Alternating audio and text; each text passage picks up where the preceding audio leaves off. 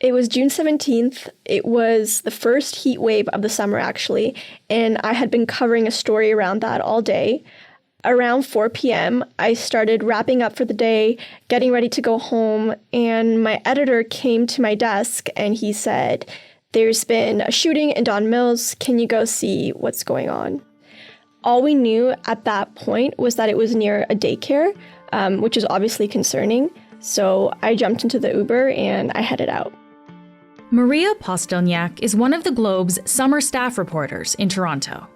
I arrived at this large suburban plaza. There was a gym, a daycare, there were churches on almost every corner, and some office buildings. And the first person I immediately spoke to was a daycare worker. She had helped to get all the kids out when the building went into lockdown, and then afterwards everyone had to leave. She told me that she had heard gunshots, and she described this kind of scary scene, obviously. The police eventually came out and told us that 3 individuals were killed. So it was 2 men and a woman. They were not looking for a suspect, which immediately rang a few bells in our minds that potentially the suspect was deceased. And when police the next day identified Arash Missaghi and Samira Yousefi as 2 of the victims of that shooting, we could start searching their names, and that's when we began to uncover this whole lengthy legal footprint and all the civil and criminal proceedings that Mr. Missaghi had been involved in. Mariya has spent months now, along with the Globe's crime and justice reporter, Colin, untangling the webs of Missaghi's alleged career in fraud that spanned decades. Today, she tells us how he reportedly got tens of millions of dollars out of people, why he was never convicted, and what led to his death at the hands of one of his alleged victims. I'm Menaka Raman-Wilms, and this is The Decibel from the Globe and Mail.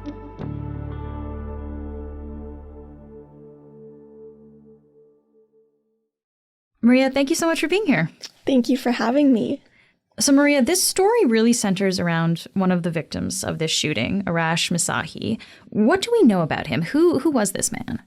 So, Arash Missaghi was an alleged fraudster with a career that spanned 2 decades, at least. In June of this year, he was killed by one of the individuals he had allegedly defrauded, Katz.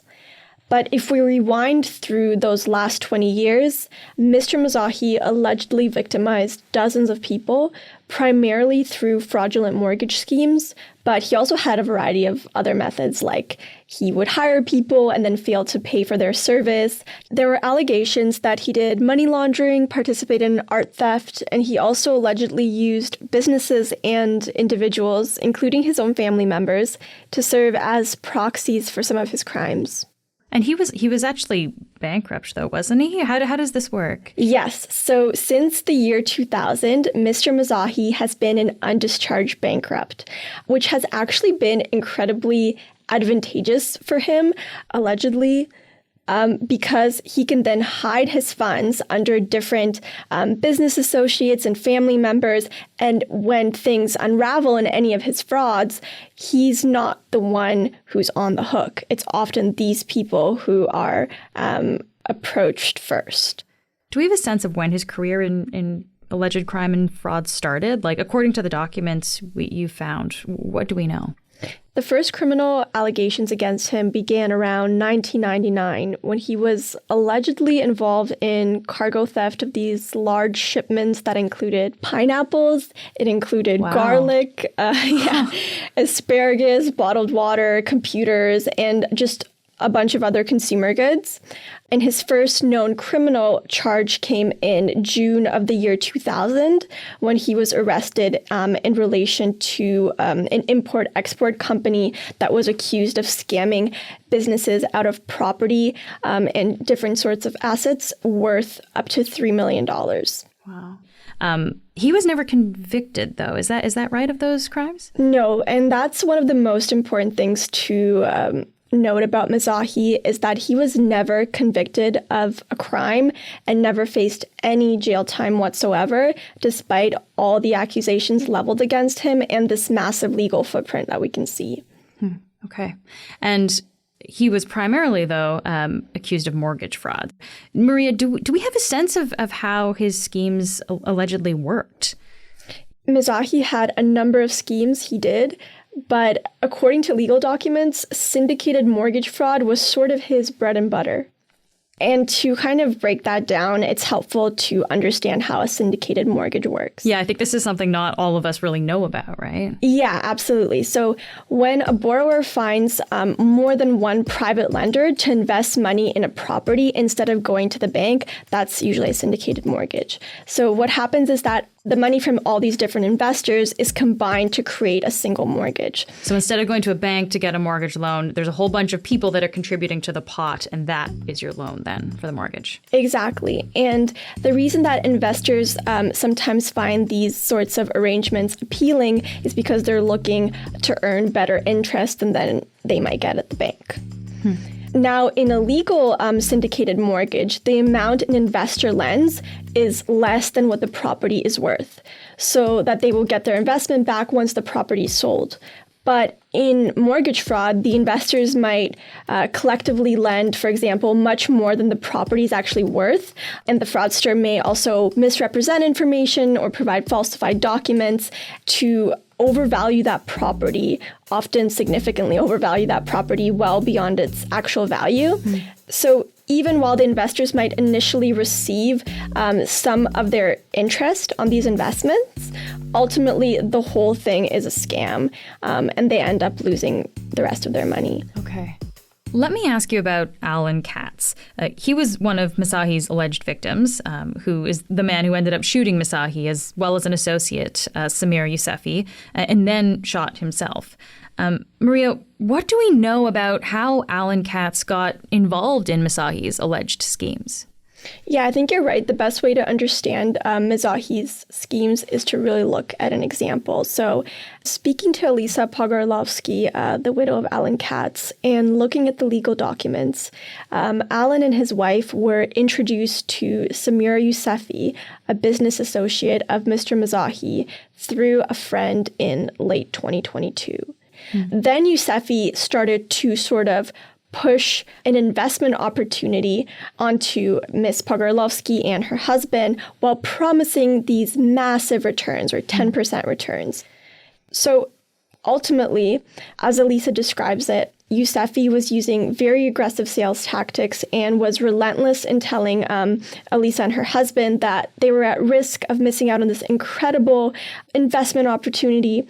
To close on the mortgage, Youssefi convinced them to obtain a nearly $1.4 million line of credit against their home in King City, and she pushed them to meet with a lawyer to get syndicated mortgages on 3 properties as investments.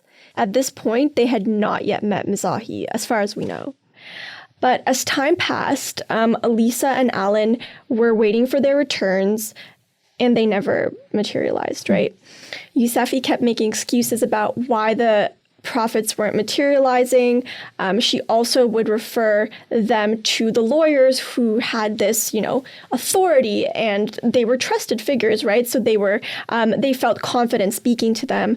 And then at one point, Youssefi actually introduces Ms. Pogorelowski and her husband, Alan Katz, to Mr. Missaghi, who she presents as a lawyer.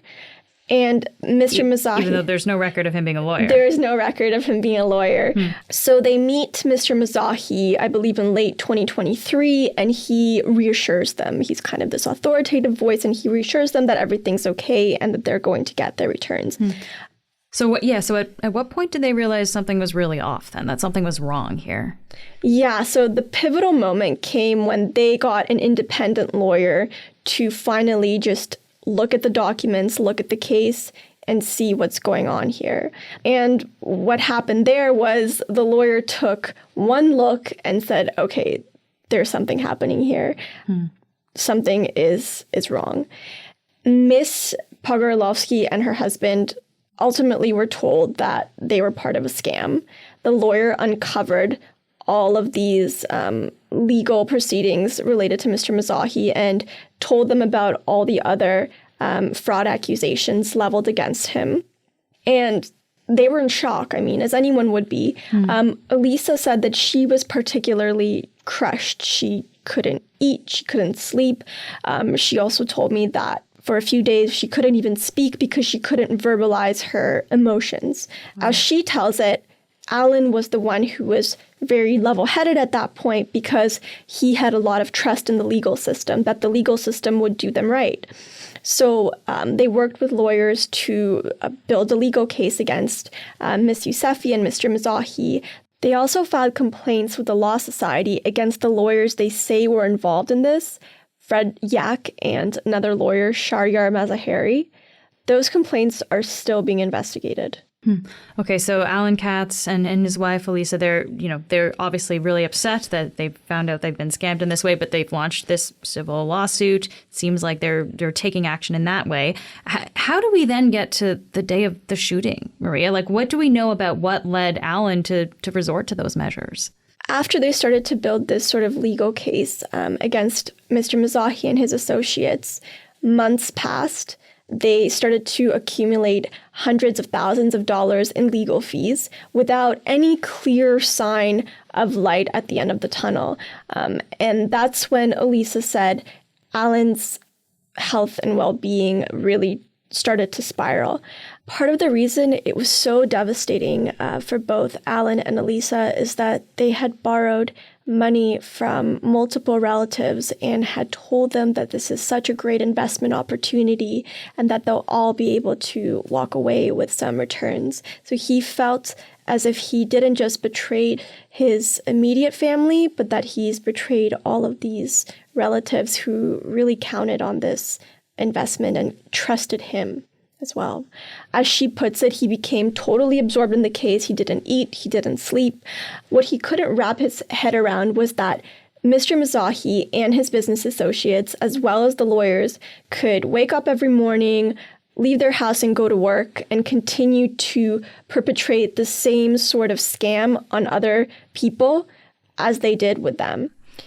And Alan wrote a suicide note where he said that his death is on the hands of Miss Yousefi, Mr. Missaghi, and the two lawyers allegedly involved in their fraud. We'll be back in a moment.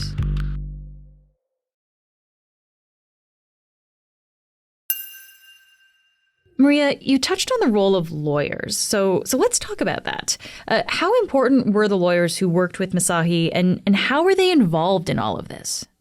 Legal professionals, they have the knowledge and experience and authority to advise you about any amendments or additions needed to a contract. They sign off on documents. They essentially legitimize transactions. We know of at least 7 different lawyers who worked with Mr. Missaghi, wow. And 5 of them have been disciplined. This is discipline from the Law Society of Ontario, all in Ontario. Disciplined by the Law Society of Ontario, yes. He has an extensive record of threatening people. So there are records of Missaghi comparing himself to Al Capone. So I believe he said at one point that stealing from me is like stealing from Al Capone. Can you tell me more about that? Where did he say that? I believe that was in a text message to one of the people he was working with at the time. One of the lawyers, actually, probably one of the most infamous lawyers to work with Mr. Missaghi, she was a rookie lawyer by the name of Golnaz Vakili. She supposedly ended up fleeing the country with only just her yoga pants, a bunch of purses, and $5,000 of cash. Do we know why she fled the country? Like, what did she say about that? So she at one point said that Mr. Missaghi had forced her to flee the country because obviously she had been legitimizing a lot of these illegitimate transactions. So if the police come looking for someone, they're going to look for her. And if she's not there to provide documents, if she's not there to provide testimony, then he's more or less safe, even though there's an accusation leveled against him. Wow. Yeah. I guess I wonder because, if he's going through a lot of lawyers here. It sounds like, 7 different lawyers who over time who had worked with him. Wouldn't these lawyers have an idea that Missaghi was maybe known for doing things that were a little shady? Like, I guess, wouldn't this information get around? Yeah, so we know that at least one lawyer warned other lawyers that Mr. Missaghi was a risky person to work with, but that's where the role of the Law Society really comes into play. Obviously, there's the right to counsel, so they can't just say, oh, you can't work with this person, you can't work with them ever again, nobody can work with them. But they also have an obligation to work in the public interest, so they do need to protect the public, and that's where they are facing this sort of bind right now. And those 2 lawyers that we were talking about earlier, Mariya, what's happening with them? Do we know? Yeah, so after our investigation into the complaints against those 2 lawyers, there was a motion filed for an interim suspension of their license by the Law Society, which will be decided at an upcoming hearing. Okay. So Missaghi might have been known as maybe a bad actor among lawyers. He was also caught up in several police investigations over the decades, which I think we should talk about here, Mariya. Can you just kind of walk me through some of the big ones? I think, starting in 2006, really. Yeah, for sure. There were several serious criminal probes into Mr. Missaghi.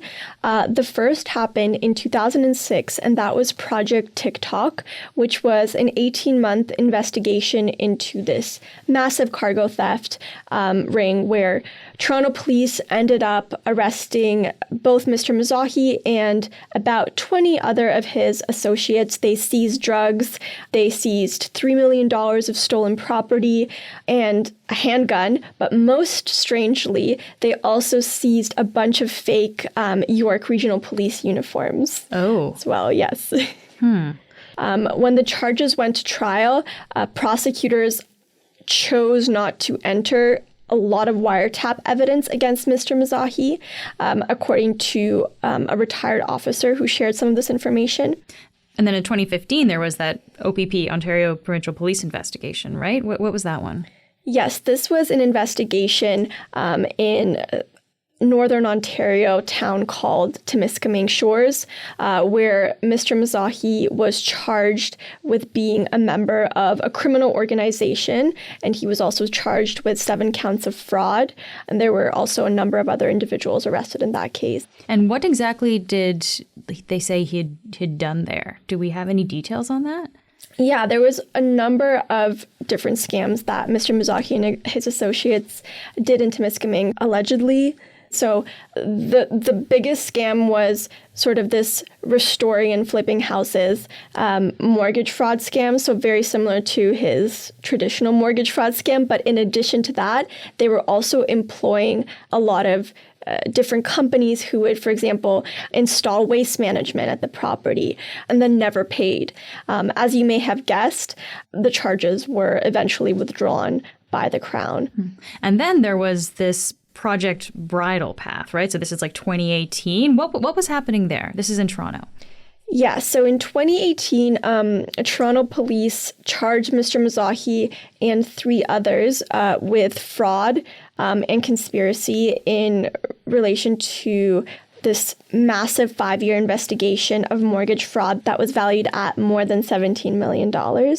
And then on the eve of the trial, the case was suddenly withdrawn by the Crown for unexplained reasons.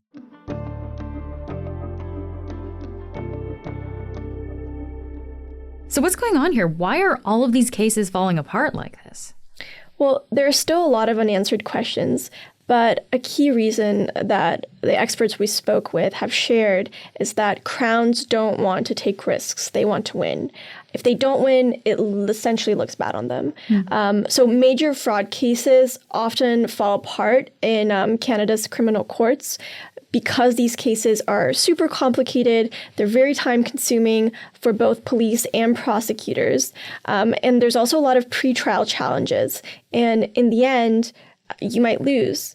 So according to our experts, the courts often don't find it worthwhile or, as we were told, not in the public interest to pursue these cases. There's also some ongoing civil cases against Missaghi. What happens to those now that Missaghi is dead? Yeah, so you're right. There's still a number of civil cases against Missaghi and his associates.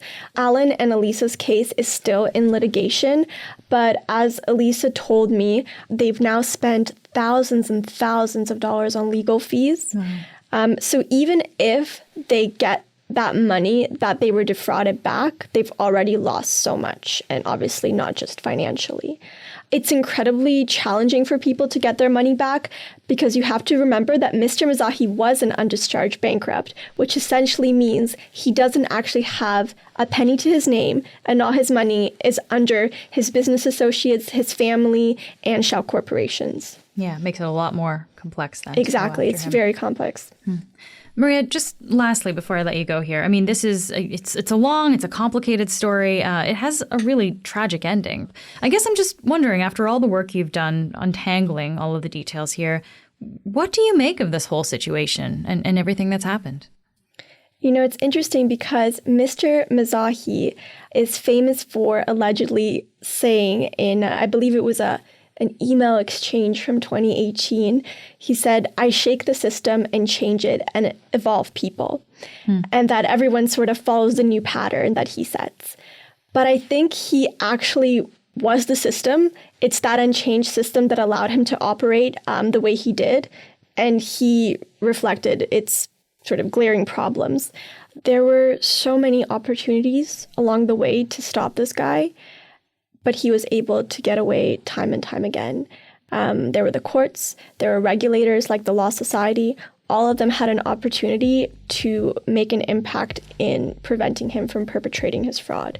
I think it's incredibly sad that what brought his alleged criminal career to light was this tragic shooting that happened last June. Mariya, thank you so much for your reporting here and for taking the time to be here today. Thank you so much.